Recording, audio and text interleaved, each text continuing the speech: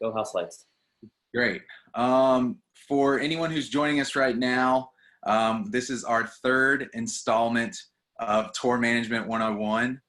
We've started doing this to kind of reach out to the community for anyone who's interested in learning about tour management, a new trade.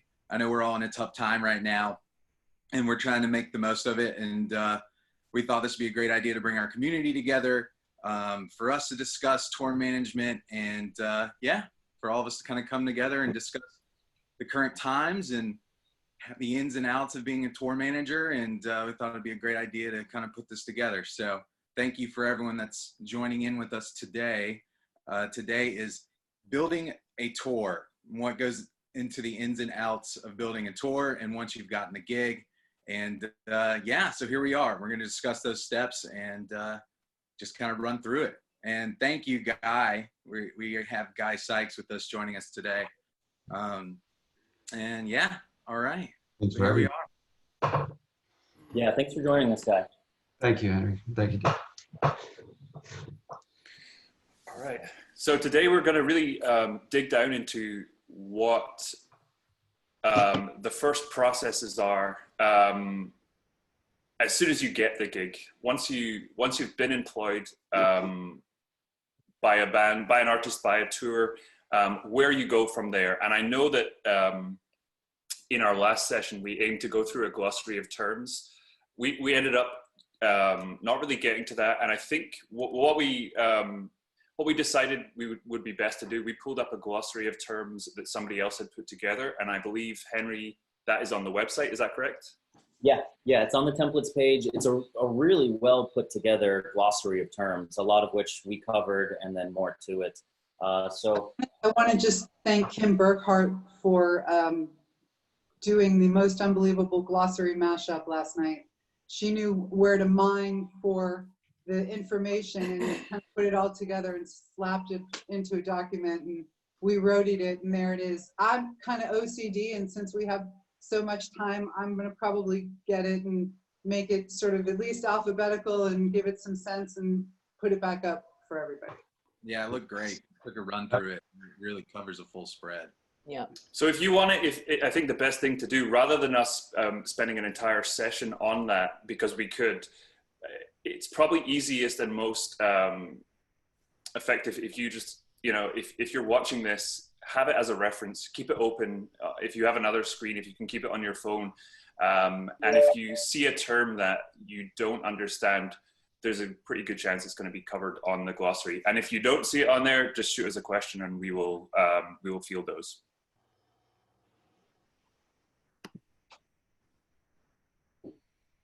yeah, so we just want to skip that, go right into building the tour. What's next, right? Like we had a great talk yesterday about how each of us has a different sort of methodical approach once we get the dates. You get the gig and then we get the dates, but that looks different every time. Sometimes we get the gig and the first time we see the dates is what's already posted on the website, right? We get that before we ever get anything from management. Or sometimes we are getting something that looks like this. Hang on, let me share a screen. And while Henry is digging up a document, I'm just going to say that it really begins once you get the gig, and then it's up to you to do an assessment of what is happening currently as the tour is cooking up. Who's hired, who's online, who's not online, and so on. And so it definitely begins with catching the routing. But in place of Henry digging up the doc, Henry, you ready? Yeah, here we go. Go. So you get the routing and then. So, you guys see this? Yeah. Yep. Well, Guy, this is your template, right? But this is commonly what we see first, right? Where it's. Yeah, this is once I've gotten the dates. I think that we've shared a couple of other things. So this is a confirmed, ready to go out the door tour. This is just a page out of my budget. But it also tells us, for me to glance at this, it tells me where I'm at. So the first thing out of the first show out of the box is a radio show, which will be different from the second show, which is a headline show, and it continues on. And there's a festival in here. There's if you scroll down to the bottom, there's festivals in here. Then we have another radio show, and then we have another headline show. This kind of tells you what's going on. The capacity of the venues kind of steps up at this. Excuse me. The capacity kind of guides you as to how big the tour is going to be. So this is once everything. Once the dates are. You would also, if you were stepping into something that had already been planned or booked as getting the gig, you would probably see this information on the web as well, website or wherever you would get these dates. But this is me ready to go. Dates plugged into the budget. Obviously, there's some stuff redacted out of here, but this is where we, this gives you kind of an overview of what we're doing, where we're going, and what's going on. And you want to, as soon as you get this, you want to pin it, you want to print it, you want to leave it open on your second monitor or whatever it is. You want to use this as a reference point going forward. All the discussions you're going to have in relation to this tour, a lot of the information you're going to need is on this. So whatever notes that you need to make, you can glean a lot of information from this, and it will inform a lot of the decisions that you make. So you want to keep this handy at all times when you're taking calls, when you're speaking to people who are on the tour, when you're planning with your bus company, your trucking company, whatever it is. So this is really your jump off point, and you want to be able to reference back to this in whatever form it is in. But how many of us actually just send the raw dates as it is to the bus company? I don't send it out until I've gone through it, picked out my days off, done the mileage myself, and really finished the routing, because there's a lot of just empty blanks in there, right? We have to decide. Right, and the truth also of that is you have to determine who's going where, because again, you could be in a van tour. You could be if you have more than 2 buses, it could be likely that the buses might go different places. If you have a band bus and a crew bus, that might split. If you have band, dancers, crew, and otherwise management, there could be 3 or 4 different routings, and some people choose to stay in the city. If it's a place where you're going to end up in Duluth, the artist might stay behind in a major city and the crew might roll forward. And so you really want to have that all together when you send it out to your bus companies. You might want to bloop it out to them really quick in the beginning to give you an estimation, but at the end of the day, you want people to know what you're doing so you don't have surprises on your bills for what that's going to cost to do it that way. Especially now. Also, I want to bring this up to throw this over to Guy and everybody else. Now that the dashboards in the buses have devices that measure when a driver's start time, you have to really be careful when you're moving buses around these days. Nowadays, if a bus starts and it moves, the driver and the bus are on the clock and they have started a shift, and they now need to reset their sleep time. So I want to bring that up so that everyone remembers we have to talk about that, because that's just in the last couple of years that it's happened in the United States. It's been a constant in Europe for a while. And for people who don't know what that term means, it's called bus log. So right now you're looking within like a 10-hour window for most bus drivers, standard across the board. If they start the bus and have to move it, that kind of runs into that. So if you have an overdrive the next day, those are certain calculations on your logistics you're gonna have to put in place. There's been certain times where I've had to nose the buses together in certain parking situations at theaters so that they don't have to move the buses, because that would conflict with us getting to our show the next day, and certain things around that. So those are things you'll have to think of, but I know that we're fluctuating between venue caps. As you get to bigger venues, I can imagine what y'all are thinking about is completely different scale. But the term for that is bus log. Yeah. Jumping back a step, when I get the routing, I do on the bigger tours want to send it out to bus and trucking companies just to get, they may have something that I've overlooked. And that goes back to like an initial routing. Can we make the drive? Is is it possible? We can all use Google Maps and it'll tell us how far it is from point A to point B, but they're the ones that are constantly, the bus companies and truck companies are the ones that have driven that route or may have driven that route or know about construction or know about a border crossing that may be tough or ferry schedule, any of those things that, obviously, as tour managers, we're responsible for making sure things get from point A to point B, but that's why we have people to kind of, I always want them to take a look at it and say, yeah, it's 500 miles on Google Maps, but it's a 12-hour drive because of this. And depending on the time of the year, you might be crossing the Rockies and the pass might be closed down. So you can't go from Denver to Salt Lake. You've got to go from Denver up through Wyoming and then back down to Salt Lake. But that road up there is further north, so there may be more snow on that road. It may close down. So you want to, it's a collaborative effort once you get the routing as to what you can make work, and that goes for bus, van, whatever size tour. I always like to get another set of eyes on the routing to make sure that we didn't overlook anything. Yeah. Especially if your tour is at a peak time, if it's in the middle of summer, you want to get your dates on hold with your bus company or your truck company as early as possible. You might not have fleshed out your entire routing. You might have a different routing for several buses, but if you're touring through summer, if you're touring under a normal summer, your buses are going to be booked up 6, 8, 10 months in advance, and you may 4 months out, you may hit up your bus company and they have nothing for you. So you want to get those dates on hold with them as early as possible. And if you have a good relationship with your bus company or, whatever bus company you're using, you should be able to go to them and say, look, here's what I've got. Can you pencil this for me? I'll come back to you with more details. And is there anything that jumps out to you as an expert in routing buses that I'm not thinking about here, that I can go back to my agent before this gets too far down the road? So bringing them in at that point is great if you have that luxury, and just getting things penciled at the earliest available opportunity is important.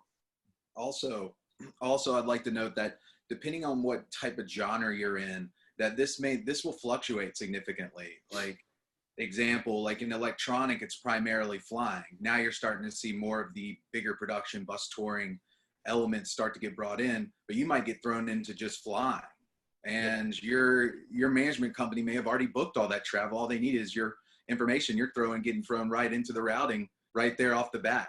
Yeah, So, I was gonna say, even if what if it's not a bus tour? What if it's just a string of one-offs, fly dates? It could be a promo tour. We're gonna look at it a lot differently. So, if it's not a bus tour, what do we do first? Yesterday we started talking about kind of gathering deal memos. You want to talk about that? And like where we even start to get the information about the shows that are booked? Yeah, typically the management will loop you in. Right now, most agencies will have a platform that they use that has their clients' routing. They'll give me a login. They'll send me a login information. I'll be able to see my entire tour routing. Typically, you'll have all the deal memos plugged in there. You'll be able to kind of go date by date what the routing is around that. And assuming you've had meetings with management leading up to this point, how the tour is going to go. And sometimes it won't always go like that. Sometimes they just hand it to you and let you kind of run with it. But usually you get briefed on whether it's going to be flying or you're going to be driving, or they'll give you all your parameters to kind of line it up and just give you everything and let you run with it.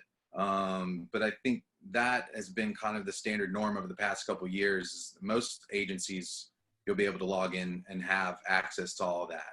And that'll show you your guarantees, what comes in, what's all packaged in that deal, or do you need to settle at the end of the night? Do you want that in a check? Do you want that in a wire? How are you feeding your crew? What's factored in production? That's going to give you literally your entire day to prepare for how that show is going to run. And you can, typically, depending on what scale you're at, you just work hand in hand with the promoters on that. So, but that'll go into advancing. That's on the next topic, but that's kind of my intro there with deal memos and stuff like that. Does anyone else? Well, Joe, do you want to share? Yeah. Memo templates you have? Yeah, and with deal memos, once you have your routing, it kind of all works together with like you're working on your routing, planning out your transportation, and this all goes in with like building a budget.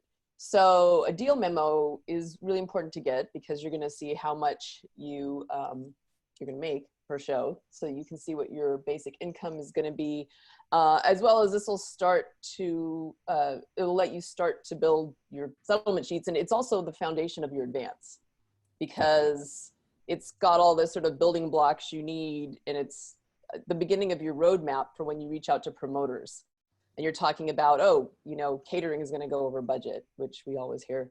So that you'll always hear that, even at 101, even if you're in a club. So share the high road memo. yeah, I'm going to share okay. Can you guys see that? Yep. So, Yep. okay. So this is, oh. Are you sharing? Gone away. Sometime. Go ahead. Do you want? Okay. Can you guys see it? No.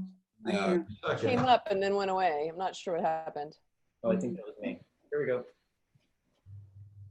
Okay, there we go. Okay, so this is a deal memo from High Road Touring. It was for a theater. And so as you can see, just going down the places where your eye is probably originally going to go, I always go to the guarantee because I'm usually plugging in guarantees. And usually the agent routing will have the guarantee as well, but I'm plugging that in to my budget because you want to base your budget on, you're looking at what it's going to cost versus what you're bringing in. And then you can see here under terms, it says plus 10,000 for artist supplied equipment. So on this particular tour, the artist is probably bringing some sound and lights, and they're just basically becoming the sound and light vendor. So it's no different than if the promoter was bringing in sound and lights. It's just that the tour has them and they're paying the tour. There's under the additional provisions, I always look there. There's just some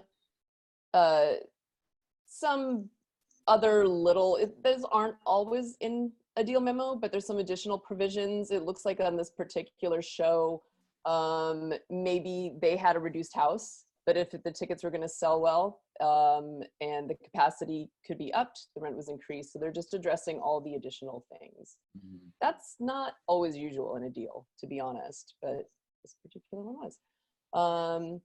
It'll lay out the specifics. Normally it'll say, in there, specifically the artists, the headliners, who the support is. Sometimes there's not a support on there because the support hasn't been booked yet. Has your merchandising rates. That is a big one because you're usually having to share those with your merch person. They aren't always able to get in touch with the venue or the promoter person. And it also depends on the size of the tour. If you're doing an arena tour, you're probably not even dealing with this at all. The merch manager is dealing directly. I want to add that never fully trust these times that are ever listed in the deal memo. Yeah, no, those are yeah. This is the deal memo is a guideline, and the deal memo is not. I should say it's not a contract. It's just a summary of what's. It's merely a suggestion. Yeah, it's a suggestion. It's a suggestion, and it also uses ticket prices. Now this is very, very basic, and I picked this one to be very basic. This one, as you see, yeah. Also, would like to note that in these deal structures, guys, if you do go back to the term, to the glossary, it does touch on what a verse deal is. Yeah.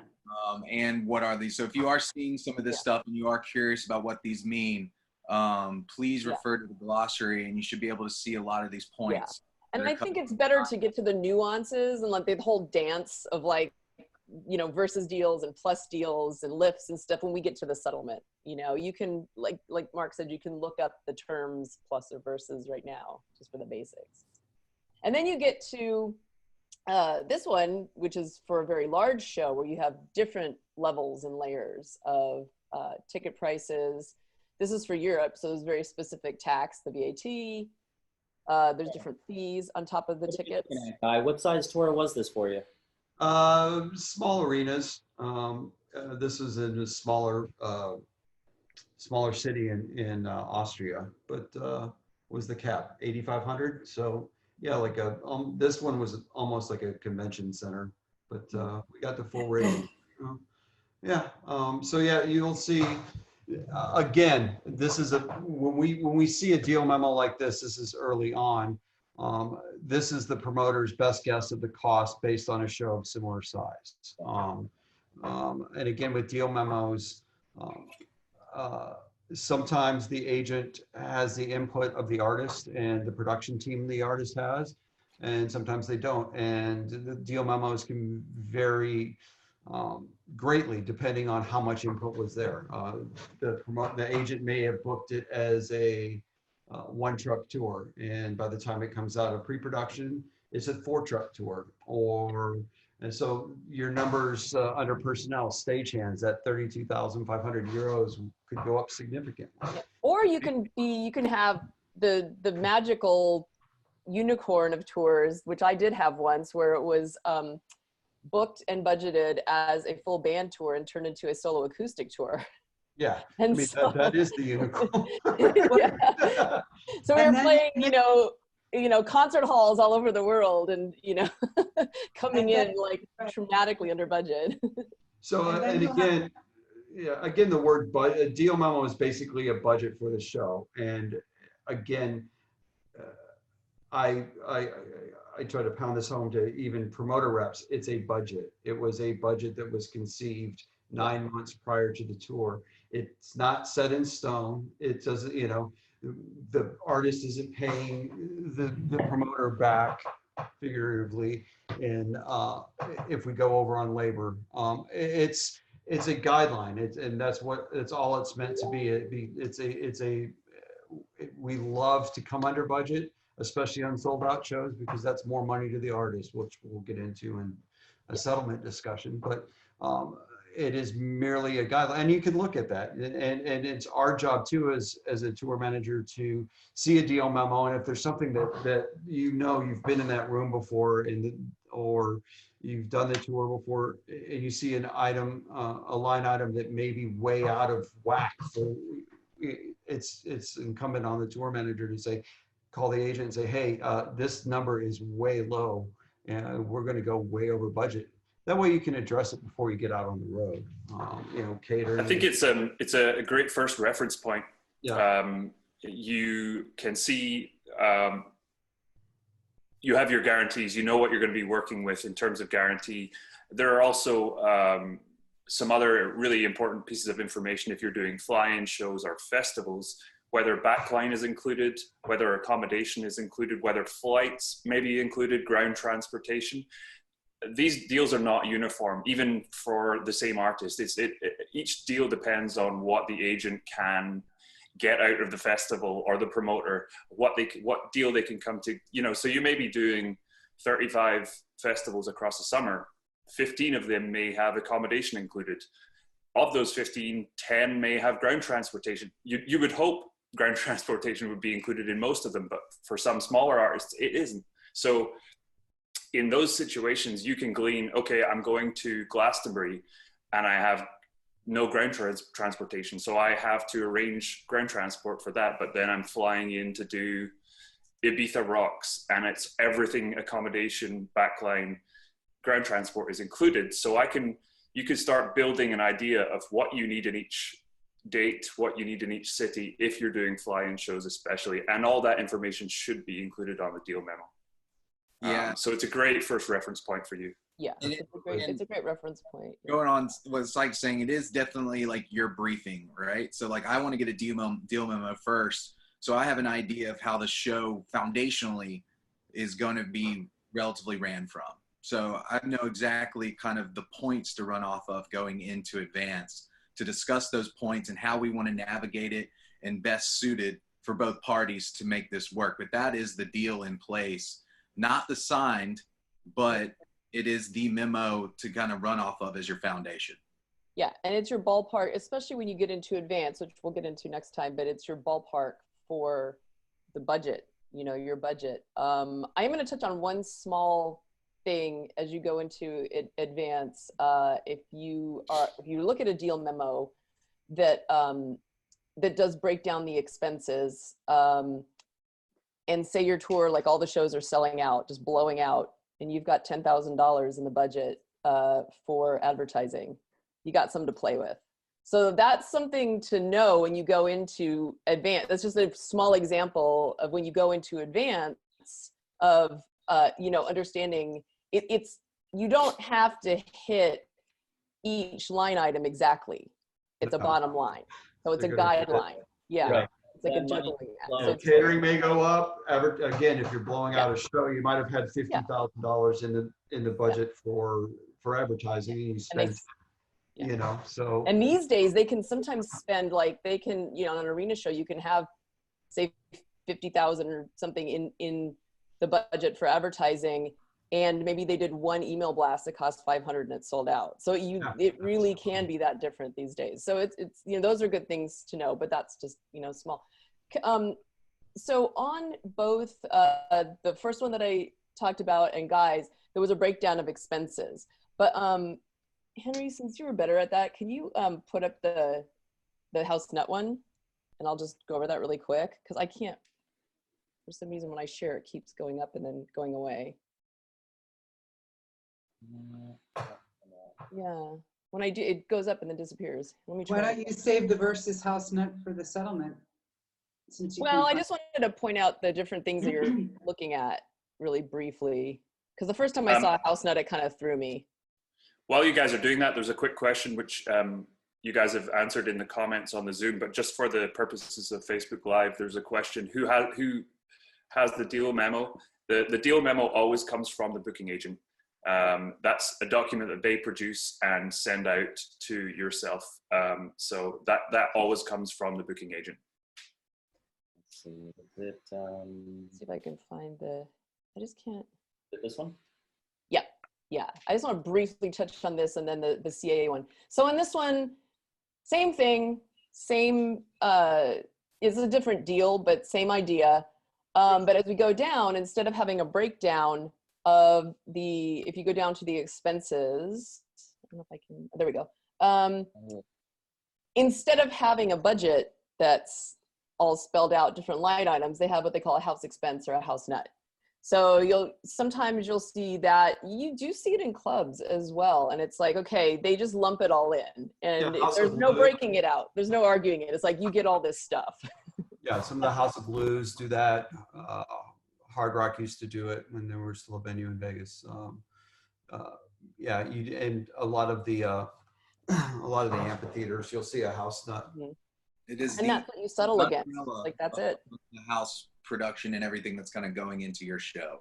So Yeah. instead of seeing all these line items, like what you're seeing here in this document, it would typically just, you would see it line itemed as house nut, and it would be X number. And Yeah. that would be the grouping of just all of these expenses. Yeah, and it's good to ask what that includes, because, you know, sometimes, say you're at a House of Blues or something and it only includes one runner, but you really need two. So you may actually be deciding to pay out of pocket for that. Usually it includes everything you need. Yeah. And that's inclusive of your catering rider. And then I just want to show the CAA one really quick, because this would be like, actually sometimes you even see this on a larger, slightly larger tour, but definitely club tour. Very few clubs in the US do this. But this one in particular, there's nothing in it. It is like, it's almost a flat. It's almost like this is a flat, but they get $7,000 versus 50% of gross box office receipts, which you rarely see, whichever is greater. So this would be that they don't even take out expenses. They're just like, you're getting $7,000 or you're getting 50% of whatever you sell gross. So the net potential to walk out here is $30,000, and they are including everything. So that is kind of an unusual deal, but there's a couple, I would say there's 3 or 4 venues in the US that is their deal. That's what they do all the time. And if you're looking at this on your first tour, if you're going out as an opening act, your deal memo is going to have one piece of information and it's going to have one very small fee, and that's all you need to concern yourself with on that. Yeah.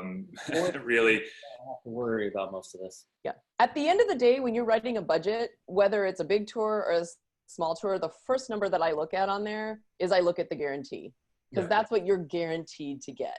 Any back end or anything that's, and if you know, in a larger tour, if the tour is becoming the vendor for sound and lights and you're getting a production buyout, you're going to add that in as well.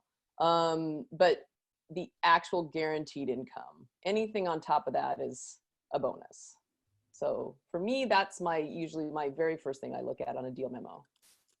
So I was going to take us back a step and take us away from getting in deal memos, because I know we can go down a huge tangent there, and we will eventually in a settlement talk. But we had a good chat yesterday about one of the other first steps that we all end up making is reaching out to the existing crew. If you're joining a camp and some crew from the previous tour are going to be there, but you're new, reaching out to that crew is very advantageous to you to find out what they know, sort of how things have been going on the last run. And then we talked about also asking the management about the artist. Like, that was a big thing that we go through, of like kind of just trying to assess the personalities and the relationships and the flow of information. I'd love to get into that if somebody wants to. Yeah, I think there is, unless you're picking up with an artist who is starting at the very start of their career, there's a very good chance you're going to be going into a situation where there is already crew members hired with the artist. The artist has already toured for a number of years.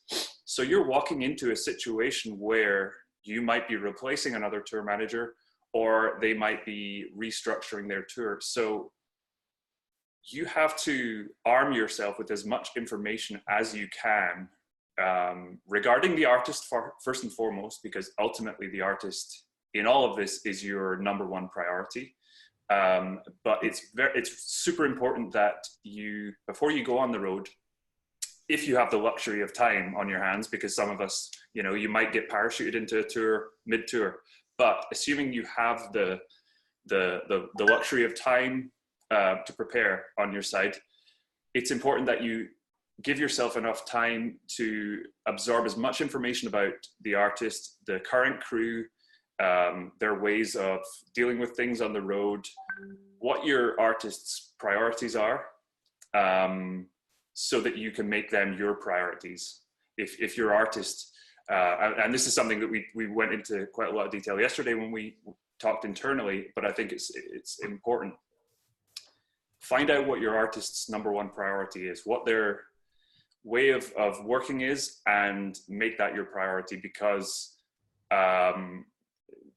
you're going to be working on their behalf. You're going to be their face to a lot of people, and it's important that you reflect their MO, their needs, and that you're there to satisfy their needs. Doug, I was thinking a good example of that may be like Jack Johnson.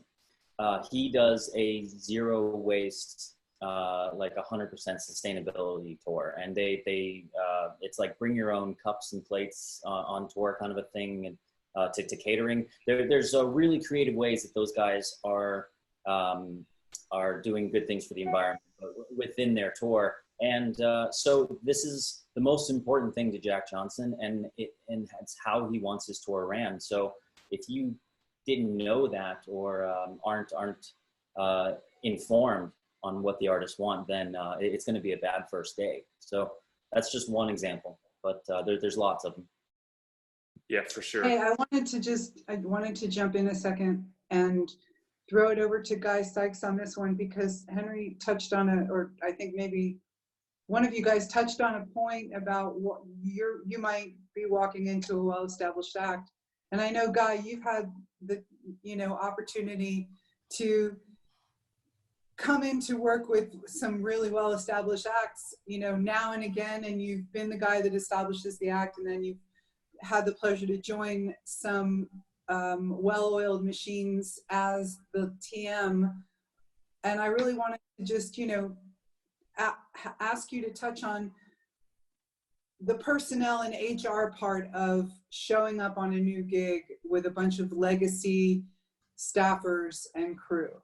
Because that is a real thing. And you know, this may seem like something that seems obvious to people, and maybe people who are just starting out are or are not in these situations. But these days, an entry-level person can find themselves in the most interesting positions. So everyone, no matter what level you're working at, you should be well informed about the politics of touring. And I think, guys, one of the most, personally, as a friend of mine in touring, he's really one of the most well-seasoned and diplomatic TMs particularly in the hard rock genre, where it gets a little like the wilder west. Yeah, it does. I think the most important thing coming into a new camp for any tour manager is to figure out the politics of power dynamic. Obviously, there's one person in the band. If it's an artist, it's a solo artist, then obviously that's your person who is your responsibility to take, you know, to give that little extra TLC to. As a TM, you need to find out who number one is. Yeah, absolutely. In a band situation where you have multiple, you know, 4 or 5 people in the band, again, it could be the singer. But I've also been in. It's usually the singer. Could be the drummer. But it has been. I've been in situations where it's the guitar player's band. Everybody else is hired guns around them, and that's a different. Sorry for throwing out glossaries, but it's exactly what it means. A hired gun. They're not actually band members who perform on stage. Quite often, management will be very forthcoming with that information as well. You don't necessarily have to throw yourselves to the lions and find out. You know, a lot of times. But it's good. Whether you're finding it out from management or the crew or whoever, and also this slopes downhill to the crew too. If you're coming into an established artist, an established act that's been touring, there's a good chance that there are 1, 2, or many more people that have been with the act, maybe from the outset of their career, and they can wield as much power as a band member too. So you just need to find out what the power dynamic is. Who needs the squeaky wheel gets the grease. You need to know who's going to cause a problem if they don't have what they need to make their life a little easier, whether that's a band member or a crew member on the road. Because there are some crew members, personal assistants, things like that wield an enormous amount of power that you don't think. You know, as tour manager, you think, okay, it's my organization. I'm the CEO. I'm running the show on the road. I'm the one that makes sure, and that is your job. But at the end of the day, you're basically the chief administrative officer of the tour. Absolutely. And that has nothing to do with who is actually wielding the power. Yeah, exactly. Because there are the little factions, and those are things, especially if you're coming into a brand new organization where you know no one, you really need to pay attention to those, I won't say politics, but the internal dynamics. And it doesn't take long. You'll know who, in short order, and as Mary Jo said, management usually will clue you in, especially with troublesome artists, as to how it goes. But not until you get in there will you figure out who it is that wields the power in the camp on the road. Yeah. So I think what we're saying here is that after or at the same time as looking through the deal memos, you want to try and make some calls, speak to your first port of call is going to be speaking with management. You want to get a rundown on how the artist is, how the crew is, how the tour is. But if you have the luxury, you want to try and also speak to the crew. You're going to get a different perspective from them. Try and speak to as many of the current crew as you can, because each person's going to have a different perspective, and you might hear gripes, you might hear complaints, And all of that information is useful to you because those gripes are legitimate. They might be legitimate, like they might be otherwise, but they still exist. So if you go on the road and there is an issue there, then that's something that at some point, given the way that touring is, given how close proximity you live to everyone when you're on the road, small issues can fester very quickly. And if you don't nip them in the bud, then they can become bigger issues. So I think it's important that you absorb as much information at that point about the tour and the interpersonal relationships as much as anything. So you know in a way what you're stepping into on day one. Yeah, a lot of times we find out those gripes or those issues from the crew, from the old regiment, things that were happening under the old tour manager. So, you know, can someone touch base on what that's like, and that process? Sometimes I can talk to the old tour manager and get his files and feedback on everybody. Sometimes it maybe didn't end well and I have to start from scratch, and just cold call people and really start from the beginning. And that's a very tedious process. Has anybody gone through that? Yeah, I also go to the business managers, and I try to get some history in terms of settlement documents, of last tour's budget. And I don't even care if that's where they started, or if they would send me, you know, and here's where it gets a little bit tricky, because sometimes they don't want to release information. They don't want you to know how well or poorly they did at another time.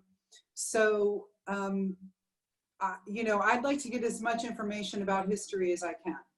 And we'll start with settlements and whatever you can give me. Is there a budget? Can I see the settlements? You know, is there anything you can tell me about what you know, and this goes back to Attaboy asked a question in the chat that Mary Jo answered about, is there any kind of a universal cost sheet? No, not really, because there's such a wide variable in what things cost for what tours and how many and how long it's going to be out, and you know, really there's so many variables, so there isn't really a central place for costing. But in this manner, we go back and compare, and sometimes, you know, you have done tours of this size, maybe that you can go back into your own arsenal over time and look at settlement sheets of other arena tours you've done in similar size. But, you know, every lighting rig is different at us. So, you know, we got to see what it's really going to be. The best way to, sorry to jump in just quick. The best way to mitigate that is to get as many quotes from as many different vendors, suppliers as you can. You'll get a broad strokes of what the cost should be, but especially if you're new and you're with an artist who is blowing up, vendors are gonna want your business.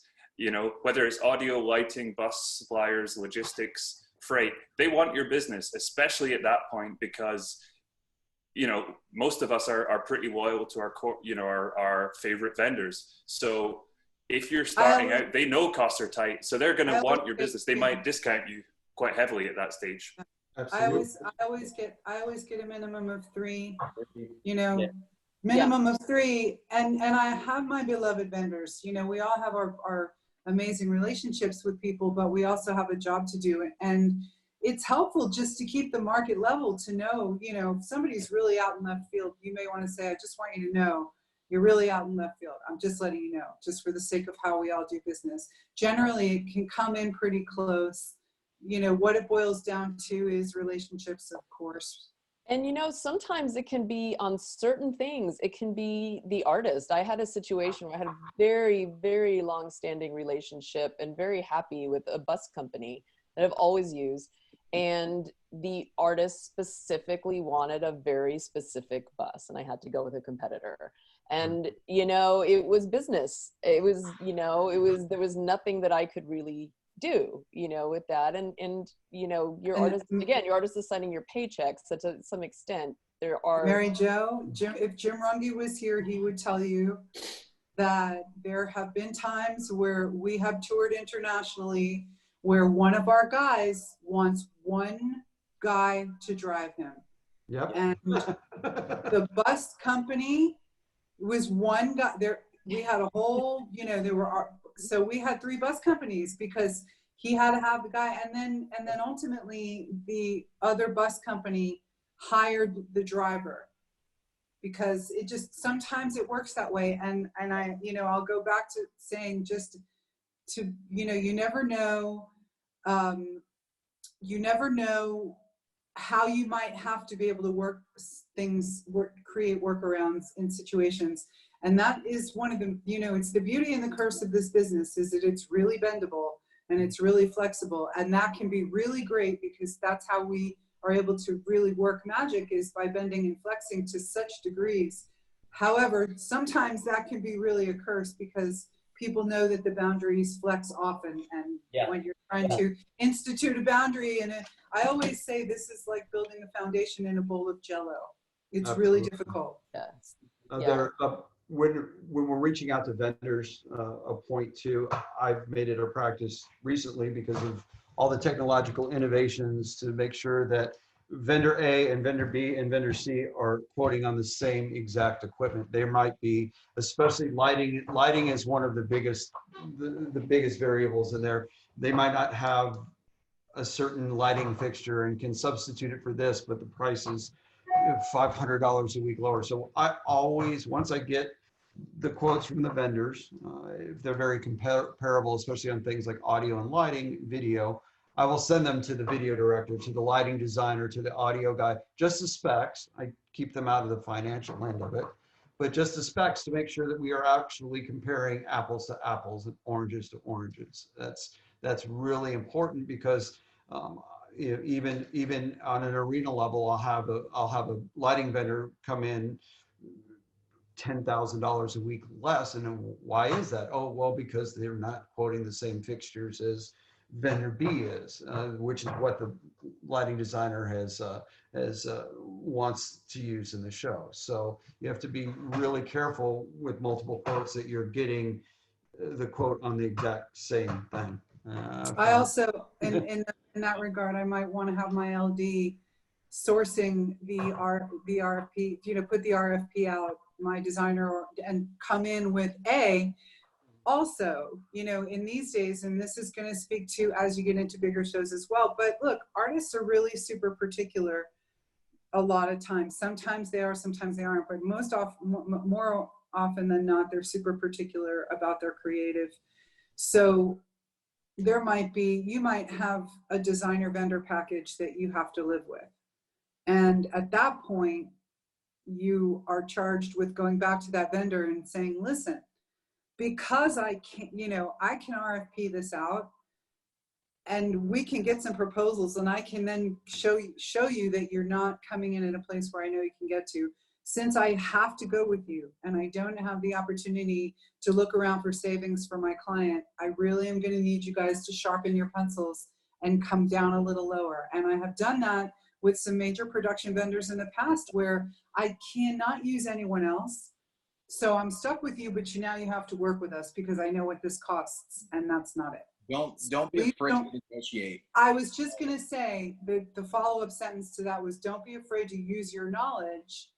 Just because you don't have the opportunity doesn't mean you can't get the knowledge and figure out if you're being overcharged or not. So please always, always, always do your homework, and definitely, use the knowledge that's available to you. And also, say, please also, if you have mentors or other production managers, all of the production managers that I know, in the case of, you see this letter that was just jointly published by all those guys, this didn't just happen overnight. They have years of history speaking to one another, just as we do.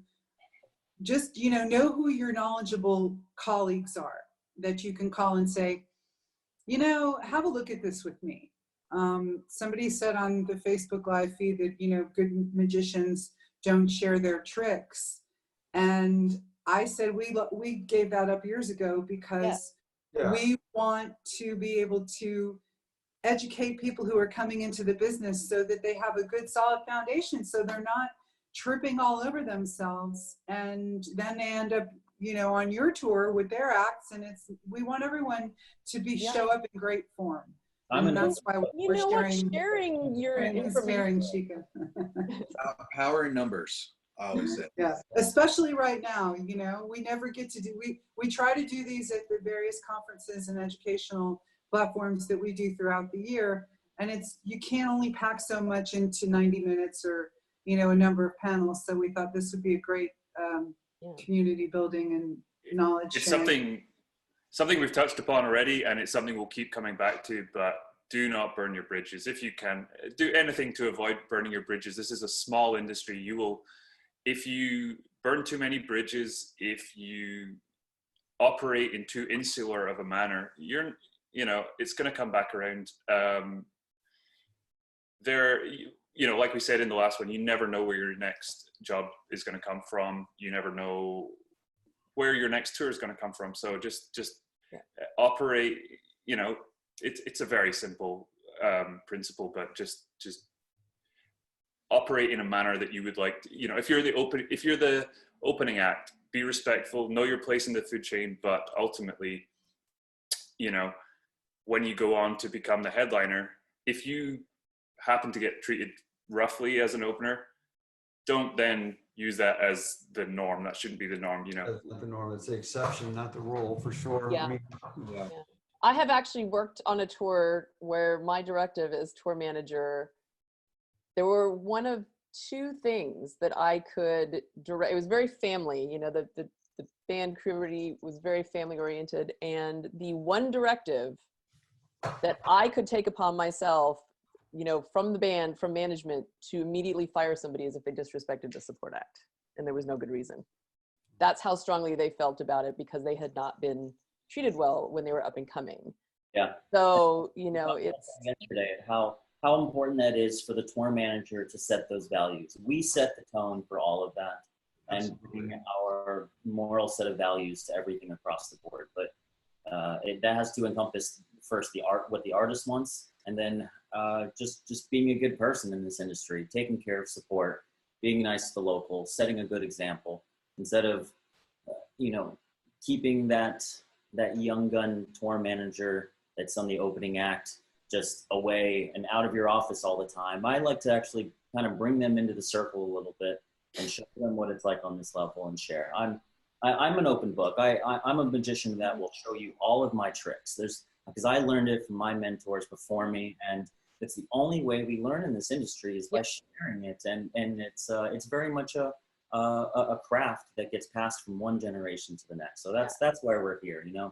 And I think as much as, you know, there are, I don't think any of us, all of us existed before music business programs, but, you know, at universities. But I think, you know, while you can get information there, there's nothing that can compare to people who've had hands-on experience, you know. Right. It is a bit of an apprenticeship, you know, and I think even if you're in a music business program, not to disparage them, but even if you're in one, you should always take advantage of people that came before you to glean the information and their experience. And also with sharing, like for me, a few years ago, I had to step off a tour. I got shingles, and like I couldn't, that's like the worst thing you can get if you're a tour manager, you know? And not only was it shingles in my optic nerve. So I could lose my vision if I didn't quit the tour.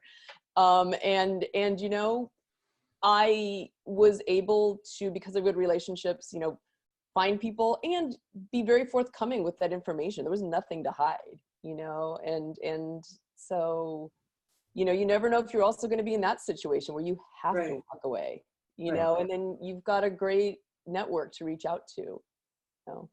You know, I was going to say, oh, sorry, you have something to add, Doug? Go ahead. No, just quickly, I was going to say that, you know, we've touched a lot on where you start at on a larger tour, but I think one thing that, again, we touched on yesterday is if you're coming into your first tour, for example, say it's a van tour, opening for a bigger artist, on an arena tour, on a theater tour, your process is going to be very different. You still want to glean as much information from your employer, from your artist, from your crew, but your first port of call then is going to be the headline tour manager. You're going to want to reach out. You're going to want to check in with them, try and get an idea, you know, if you can set up a call with them to see where your place on that tour is going to exist, how much production, if you're going to be afforded any, what stage space you're going to have, what opportunities you're going to have to bring your own audio lighting, if any,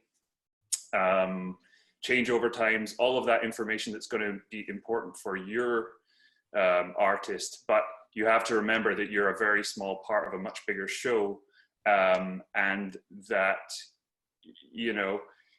you might be given 15-minute changeovers, you might be given 10-minute changeovers, you might be given the tiniest little bit of stage space, and if that's what you're given, you have to kind of roll with it, and you just have to be able to get the information you need, show the headline TM that you're going to be responsible and you're going to work within their framework and their guidelines, and not be problematic for them. I think that's important to establish that connection from an early point.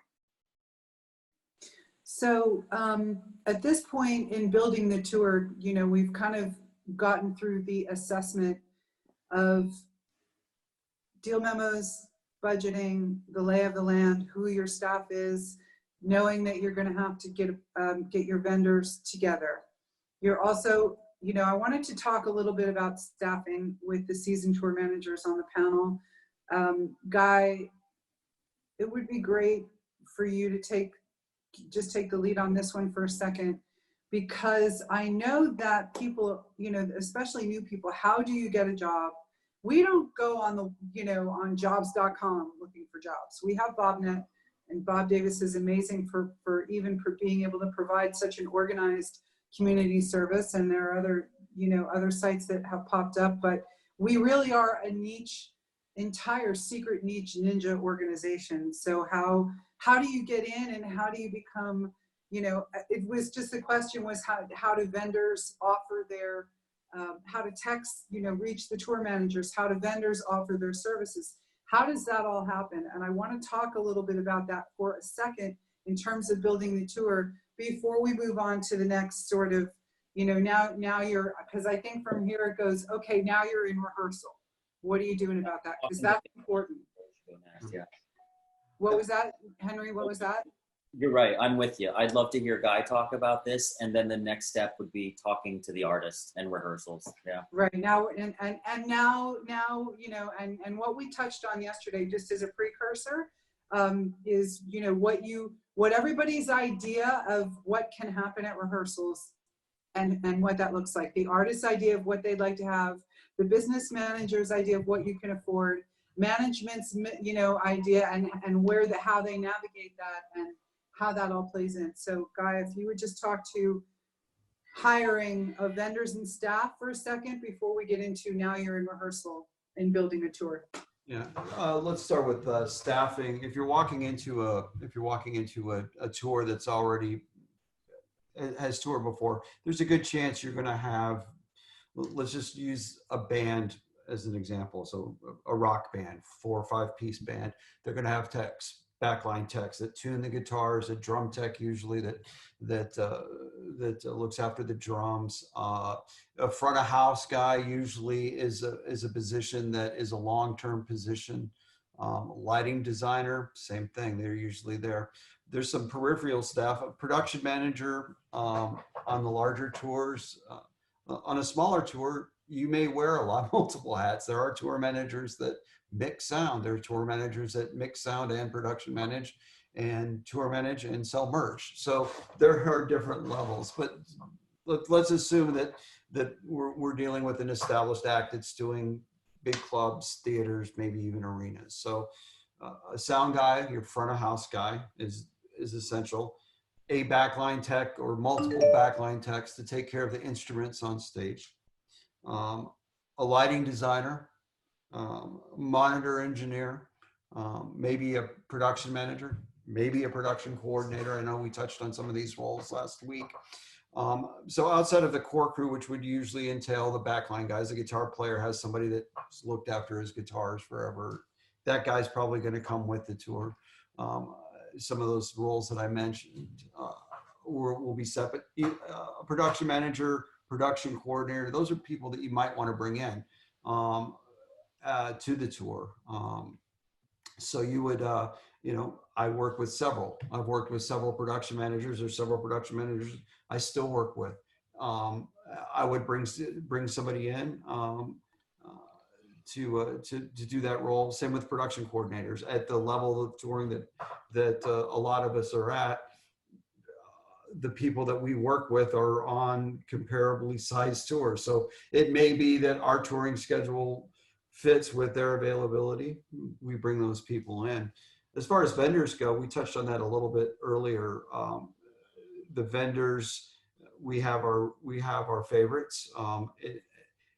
Sometimes we don't get to work with our favorites due to budgetary constraints, logistical constraints. I mean, we had the last tour I had of a lighting company that's based in Nashville, but we're starting in Las Vegas. It made no sense for us to prep in Nashville to start in Vegas. So I had to use a Vegas-based vendor. Prices were comparable. I didn't burn a bridge. They understood that I couldn't spend that money to do that. So the vendors will reach out. I have vendors even at the larger level say, "Oh, I saw your dates on Polestar, or I saw your dates on Facebook, or whatever. Can we bid on the tour?" Absolutely. Here's the spec. But usually it's an existing relationship, and you reach out again to 2, 3, 4 different vendors and have them bid on your tour. But it goes back to what Doug said. You don't burn any bridges, and if you don't burn any bridges in this business, you say you're a guitar tech and not a tour manager, and we need a guitar tech. You will have worked with that person before, maybe, or seen them, been on a tour with them. Maybe they worked for one of the other acts on the tour. Pick up the phone, call them. Hey, are you available? We're touring from July 1st to December 1st. Are you available? And they say yes, no, or they may have an idea. I'm not available, but here's this guy. So it is a very close-knit, it is a huge family. There's a lot of us, but it is for the number of tours that are out in normal times around the world, it is a very close-knit family. So you would want to, again, following up with Doug, not ever burn any bridges, because that's how you get work. It's word of mouth, basically. That's usually the way that I would staff a tour. Thank you. Okay, so here we are. So now we've got to figure out what we're doing about rehearsal. Where do we go? How much time is needed? Who's coming? Where's the prep happening? All those good points. Henry, over to you on this. Kick this one off. Please. Well, yesterday we talked about first question of having to decide how much time is enough time for rehearsal. Does the artist need 2 weeks, 3 weeks? Like if it's Janet Jackson, you have this big dance show. Like, how long do you guys rehearse for? A month at a time or so? Listen, here's the thing. Here's an interesting point to that. I have done 3 luxurious months where we start out, and a lot of times that might mean that she's dancing with her choreographer by herself for a month, and then we have small dance rehearsals in studio, and then we have a month of full-on band, dancer, and then production. Oftentimes, everything is budget oriented these days. It's expensive to do big shows. So you know what? We may have to turn around, and that was the conversation we were having, where what the artist wants, what business management says we can logistically and realistically accomplish, and what we can afford, and what's really going to work logistically speaking, could be a whole nother story. So sometimes you got to fit it into 2 or 3 weeks. My last tour, my artist doesn't really rehearse. The only rehearsal I knew I was going to get out of him was we loaded into the first venue a day early, and I'd see him that night. And that's the only time the artist would ever actually be on site. So it really became a production rehearsal. So we didn't need a lot of time. So we broke down the departments and we narrowed it down to 5 days. Give me a load-in day, a couple tech days, a couple walkthroughs. Maybe the artist does come in and walk through it, so there's no surprises. and then one more day just in case shit, and then load out that night. But you know, it could be that where we never actually rehearse and run through with the artist until the night before. But as a crew, we are prepared. Everything's ran through, and we have the set list. We've programmed everything as much as we can, and I, as a tour manager, have relayed the wishes of the artist to the crew and told everybody, like, look, here's the set list, but this part he's going to play piano, and this part he's going to go downstage. And so if I could give them any little directives to know, so they're aware of what their jobs are going to be when we say house lights go for the first time, is we've done it as best as we could. So it's it varies. I think Right. For these days, one thing that's oh, sorry, go ahead. These days with Mariah, we can, you know, because fortunately we've got a legacy. You know, if we're launching a new tour for a new record, it's going to be a little bit more cumbersome. The design process for us starts months early, and what we really try to do in advance is get the creative and the design as tight as possible. So once that thing goes in, everybody already knows the parameters that they're working in. So we can really do 7 to 9 days these days. And we have been doing less coming back into residencies. And we also found ourselves in a situation last year where we were rehearsing a different residency and also a tour at the same time, because we were only doing 2 weeks of residency and going straight into a tour. So we were having to do split rehearsal days. My suggestion, you know, as far as that is concerned, is for the sake of cost, rehearsing your band, you know, in a smaller place for a minute, and get it, if the musicians part of this need space, get them in someplace small. And that way you can, and have your preps and your builds done in small spaces. Guy, you want to take that from maybe, Also, you know, what size I mean, space that's yeah. My artist rehearses the music part at home usually. And as we've the last couple of tours we've done have been technically a little more intricate than the past. We're still not having enough time to rehearse. But backing it up even further, let's assume that let's go back to a club level or a theater level band where the band may not rehearse until day of show, or as Henry said, the night before in a venue or a club. It's imperative for the tour manager to make sure that the crew does some sort of not rehearsal, but prep, wherever HQ, wherever your particular artist stores their gear. It may be in one of the warehouses in Los Angeles or in Vegas. They may have their own little compound somewhere. Make sure that everything's ready to go out the door. Your crew's prepared. You know what's coming up.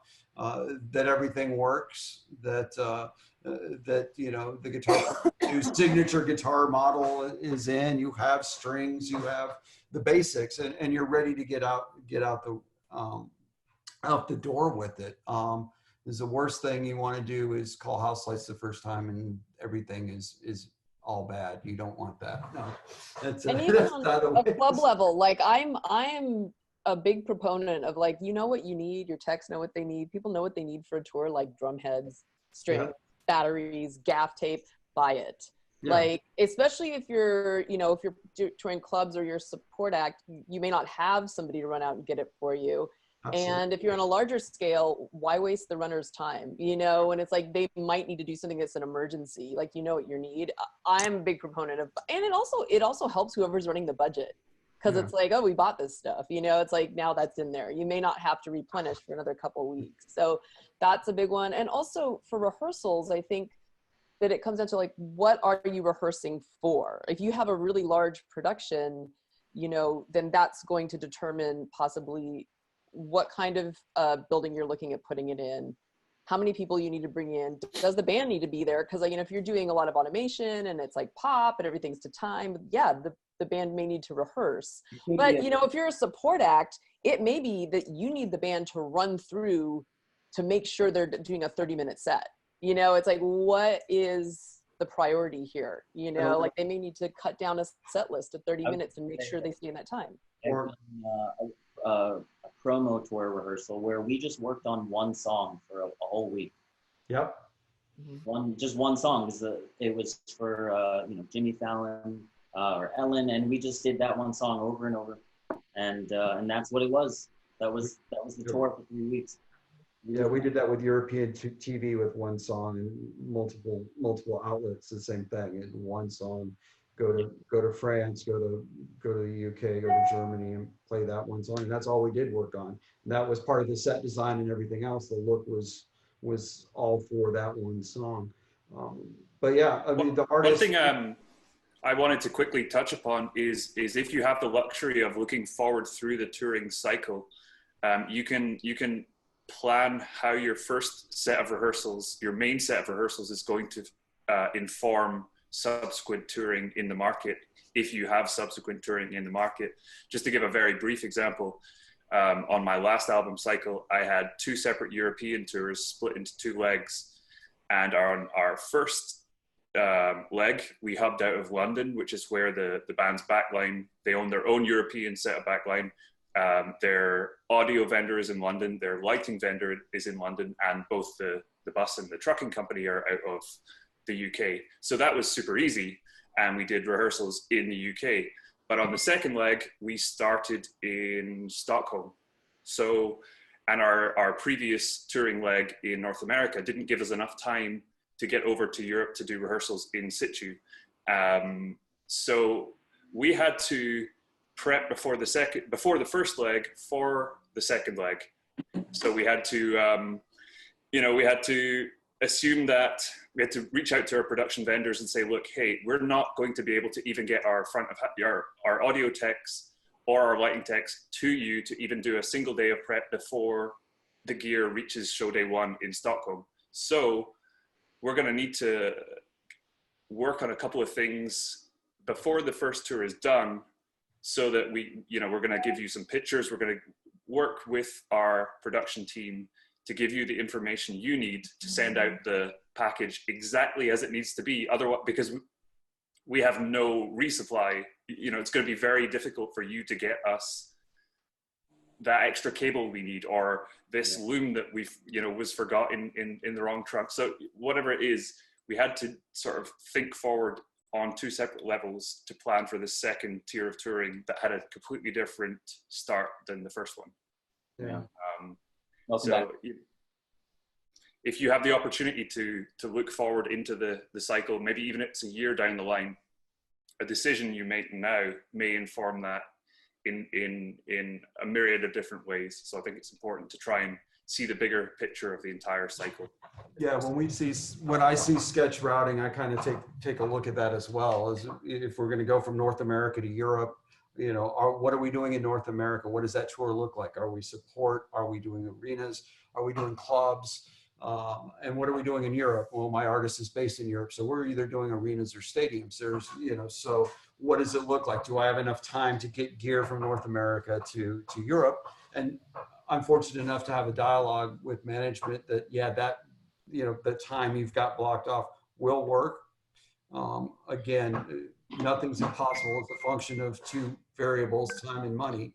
And usually the less time you have, the more money it costs to get things from point A to point B.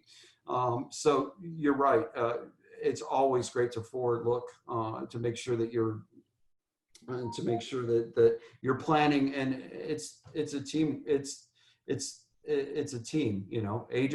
Agents will look to get the band the most money they possibly can, that somebody will pay them to play a show in a specific territory. They don't always look at, you can't make that drive, or the band has to fly from point A to point B, or it takes 30 days to get an ocean container from New York to Rotterdam at that time of year, or you'll have to air freight that so that your costs go up. So if everybody is involved in the planning of the tour from the outset of the touring cycle, it does make things a little easier. So, wanted to chime in. Do we want to start jumping into some questions? It looks like we're within like 15 minutes here, and kind of just run through them and see if we want to have a starting place to kind of run through some questions. That's a good point, Guy. I want to do a whole session on that another time on Yeah. rate and logistics, because that's a big deal. Those time frames make a big difference in the big picture. But who's got a good question? I see a I couple. can't actually see the Facebook, but There's questions in the Facebook thread. I can't actually see it, but I can see Zoom. Like, I think we've got Zoom questions. most of what I've seen. I see one, Adrian, going back to your RFP. Mhm. I guess RFP isn't in the glossary.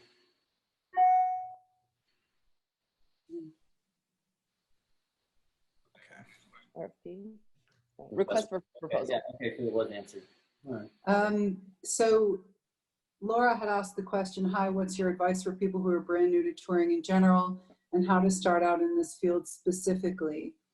Mary Jo answered it in the Q&A on Zoom, but if anybody's not on Zoom, do you want to open that up for a second?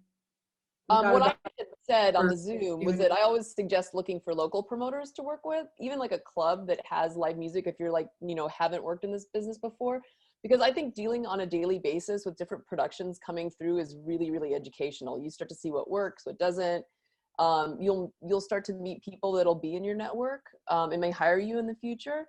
And if you're already touring a bit, just be willing to learn as much as you can, help out here and there, and keep meeting people in the industry. It's one reason I always say, like, I just think that if you can be a production runner, it's like the best job. That's all right. I started as a production runner at Red Rocks, and I always say that gave me so much knowledge to be a tour manager. You learn time management, money management, Yeah, be a sponge, absorb as much as you can, especially if you're just starting out. Again, different personalities, different crews, different productions, the way that certain people do things. There is no one way to do this job. There is a structure to it, but everybody brings their own little secret sauce to it and finds a way to make it work, to keep, and we touched on it briefly. It may vary from artist to artist with the same tour manager. There's some artists I work with that I treat completely, that I won't even talk to, but a few minutes out of the day. There's some that we hang out with and so on and so forth. But yeah, be a sponge.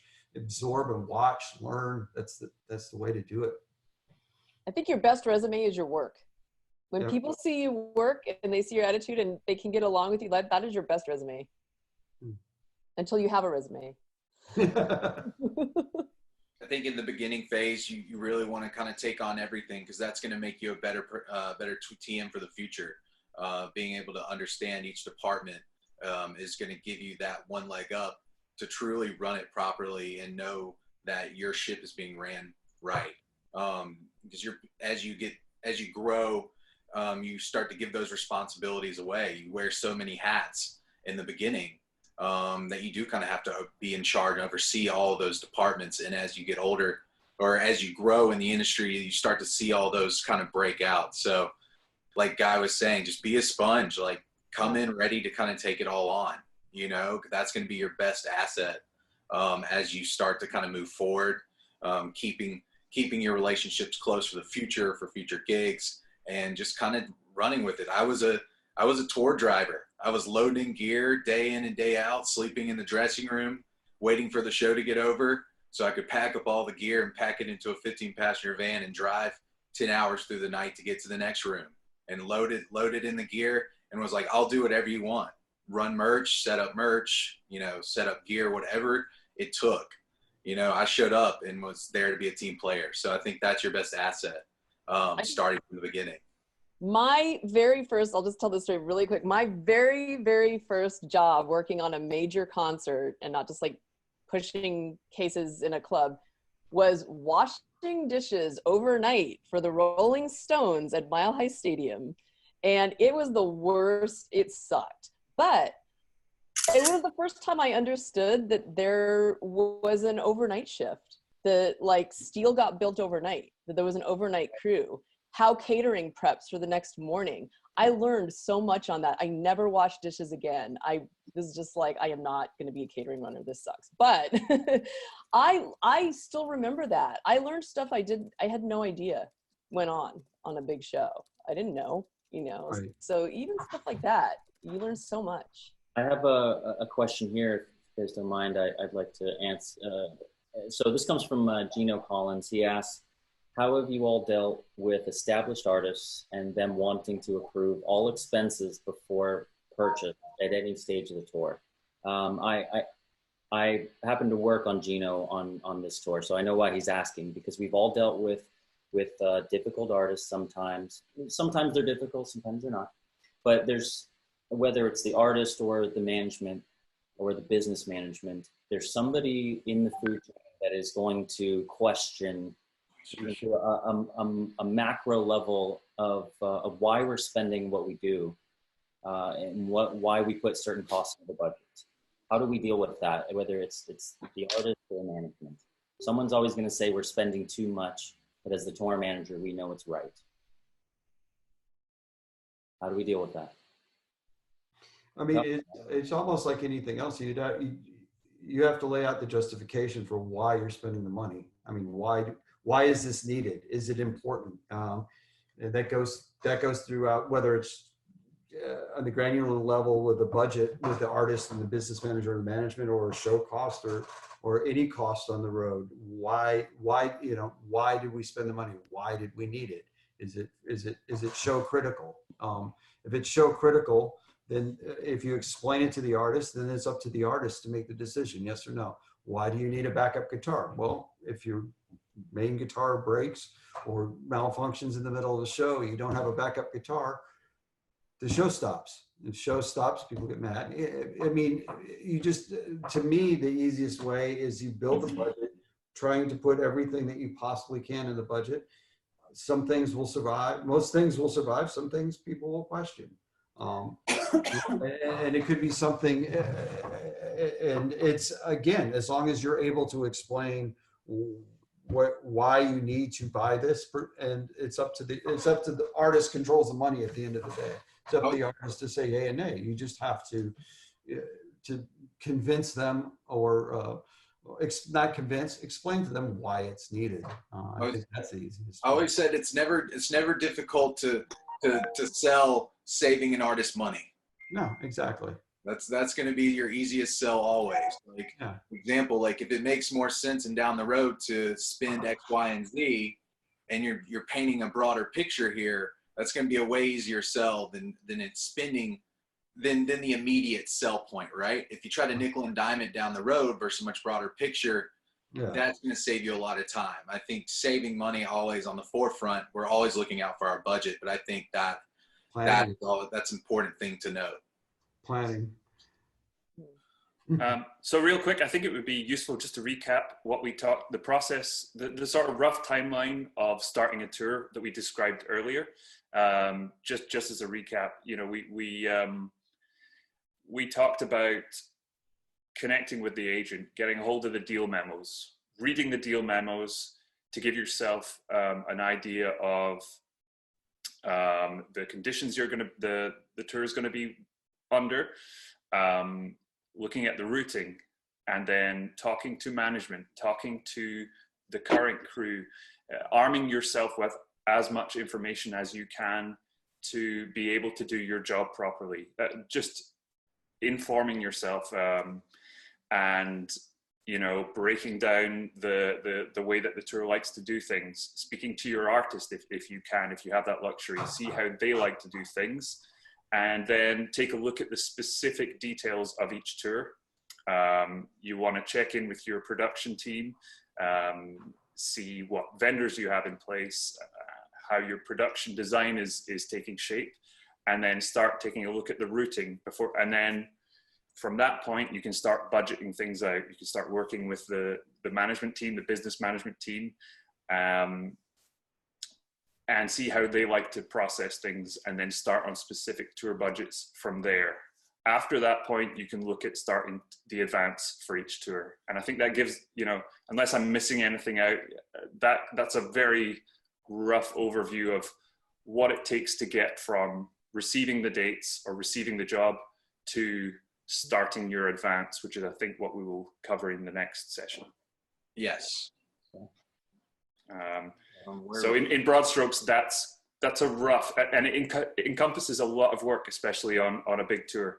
There is a lot of that is time consuming, but it's important that you give yourself the best opportunity to do your job as best you can when you get to show day one. Yep. Yeah. And like I said in the first session, the way I like to sum it up is, as a tour manager, I feel like you're given information, you're creating a jigsaw puzzle at the same time you're putting it together. So, you're figuring out, okay, how is it supposed to look at the end, and how do I fit it together? Absolutely. Yeah. Well, great. It looks Thanks, guys. Thanks yeah, for joining us, guys. Really loved having you. 90. Thank you for having me. For the out, thank you guys and everyone who joined us today. Our next session will cover advancing. We will go from building the tour into all the steps that go into advancing a show and all of our ins and outs that come with that. We'll post more information in our event pages. Just like normal, you'll see an event page that I'll put together today for you guys to jump into. And then please go to our website if you want additional information or if you want to be a part of it, tourmanagement.org. Henry will post some stuff about that, and then we'll just keep you guys up to date as we keep moving through them. So thank you everyone who joined us today. Everybody. Thank Thanks, you. guys. Thank you, guys.